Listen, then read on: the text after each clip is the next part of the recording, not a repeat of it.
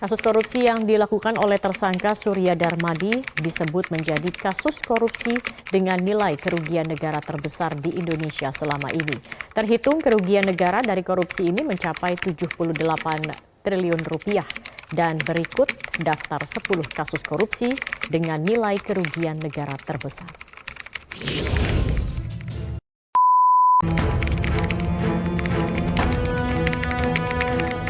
Mega korupsi besar-besaran lambat laun mulai terungkap. Sejumlah kasus korupsi dengan jumlah kerugian negara yang sangat besar tercatat pernah diungkap oleh Polri, Kejaksaan Agung maupun KPK. Tak tanggung-tanggung, total kerugian negara yang dilakukan oknum tak bertanggung jawab nyaris menyaingi dana yang diselewengkan banyak pihak dalam kasus BLBI kala krisis moneter 1998. Komisi Pemberantasan Korupsi kembali melakukan operasi tangkap tangan atau OTT. Kali ini KPK menangkap salah satu pejabat di Basarnas yang diduga terlibat korupsi barang dan jasa. Plate telah ditetapkan sebagai tersangka dalam kasus dugaan korupsi BTS yang merugikan negara hingga 8 triliun rupiah. Kejaksaan Agung kini masih terus menyelidiki kemana saja aliran dana 8 triliun tersebut. Ini telah menimbulkan kerugian negara sebesar 8 triliun 32 miliar rupiah.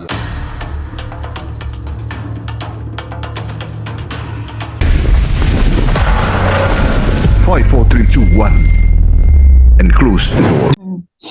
Assalamualaikum warahmatullahi wabarakatuh. Selamat pagi teman-teman. Kali ini saya membahas mengenai isu-isu yang sedang marak di Indonesia. Nggak asik dong kalau dibahas sendiri. Nah, sebelum mulai, saya mau memperkenalkan diri saya dulu. Nama saya adalah Ridho Ramadan dari kelompok 3 Angkatan 19. Dan sekarang saya penempatan di BPTD kelas 2 Lampung. Dan teman saya ini coba dong perkenalkan dulu. Halo, perkenalkan nama saya Nikomang Satika Gayatri, bisa dipanggil Lika.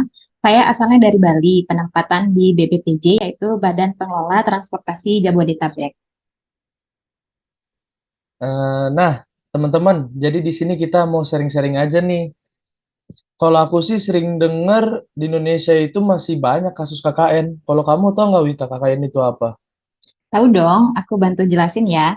KKN itu korupsi, kolusi, dan nepotisme. Pengertian korupsi, kolusi, dan nepotisme ini dapat ditemukan dalam Undang-Undang Republik Indonesia Nomor 28 Tahun 1999 tentang penyelenggaraan negara yang bersih dan bebas dari korupsi, kolusi, dan nepotisme. Bukan kuliah kerja nyata loh ya.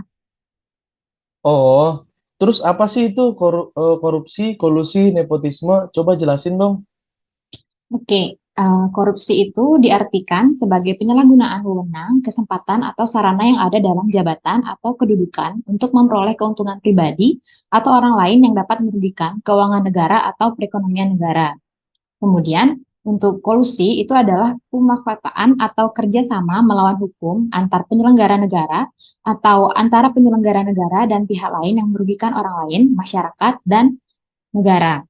Terakhir, yaitu nepotisme, yaitu setiap perbuatan penyelenggara negara secara melawan hukum yang menguntungkan kepentingan keluarganya atau kroninya di atas kepentingan masyarakat dan bangsa dan negara. Oh, emang seberapa bahayanya KKN di Indonesia? Bahaya banget tahu. Menurut yang aku baca nih, KKN sangat merugikan masyarakat karena uang yang seharusnya digunakan untuk meningkatkan dan membangun kualitas hidup masyarakat justru digunakan untuk memperkaya diri sendiri atau orang lain. Dampak dari KKN sendiri ini bisa dilihat dari kondisi ekonomi masyarakat yang miskin menjadi lebih miskin. Terjadinya ketimpangan sosial budaya, tidak memadainya fasilitas umum seperti fasilitas kesehatan, pendidikan, pembangunan, dan bahkan di sektor transportasi. Hal ini bisa mengakibatkan kepercayaan masyarakat terhadap pemerintah yang akan menurun. Berbagai ancaman baik dari segi ideologi, politik, sosial, budaya, pertahanan, dan keamanan merupakan hal yang selalu perlu diperhatikan.